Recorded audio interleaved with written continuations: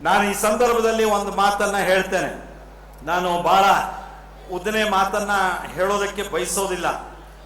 ಆದರೆ ಈ 1824ರ ಆ ಯುದ್ಧ ಏನಿದೆ, ಆ ಯುದ್ಧದ ಇತಿಹಾಸ ನಮ್ಮೆಲ್ಲರಿಗೆ ಗೊತ್ತಿರಬೇಕು. ಗೊತ್ತಿದೆ ನಮಗೆ, ಕಿತ್ತೂರಿನ ಜನತೆಯಾಗಿ, ಬೆಳಗಾವಿಯ ನಾಡಿನ ಜನತೆಯಾಗಿ ನಮಗೆ ಗೊತ್ತಿದೆ. ನಾವು ಆಗ ನಡೆದಂತಹ ಯುದ್ಧವನ್ನ ಸ್ಮರಿಸಿಕೊಳ್ಬೇಕು. ಯಾಕೆಂದ್ರೆ ಬ್ರಿಟಿಷರ ಆ ಎಲ್ಲ ಸೈನ್ಯಾಧಿಕಾರಿಗಳನ್ನ ಜೈಲಿನಲ್ಲಿ ಇರಿಸಿದಂತ ಕೀರ್ತಿ, ಪ್ರಥಮ ಸ್ವಾತಂತ್ರ್ಯ ಹೋರಾಟದ ಕಿಚ್ಚನ್ನ ಬೆಳಗಿಸಿರುವಂತವರು ನಮ್ಮ ಕಿತ್ತೂರಿನ ರಾಣಿ ಚೆನ್ನಮ್ಮ ಅನ್ನುವಂತ ಅಭಿಮಾನ ನಮ್ಮೆಲ್ಲರಿಗೆ ಇರಲೇಬೇಕು, ನಮಗಿರಲೇಬೇಕು.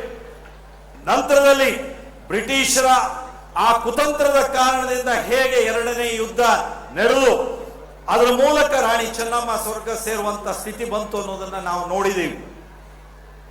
ನಮಗೆ ನಮ್ಮ ಇತಿಹಾಸದ ಬಗ್ಗೆ ಸ್ಪಷ್ಟತೆ ಇರಬೇಕು ಬಂಧುಗಳೇ.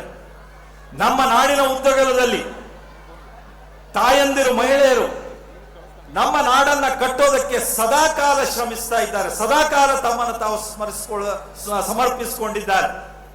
ನಮ್ಮ ಭವ್ಯ ಇತಿಹಾಸವನ್ನು ನೋಡಿದಾಗ ನಮಗೆ ಹೇಗೆ ರಾಣಿ ಚೆನ್ನಮ್ಮ ಸ್ಫೂರ್ತಿಯಾಗಿದ್ದಾಳೋ ಹಾಗೆ ಒನಕೆ ಓಬವ್ವ ಇದ್ದಾಳೆ, ನಮಗೆ ಝಾನ್ಸಿ ರಾಣಿ ಲಕ್ಷ್ಮೀಬಾಯಿ ಇದ್ದಾಳೆ,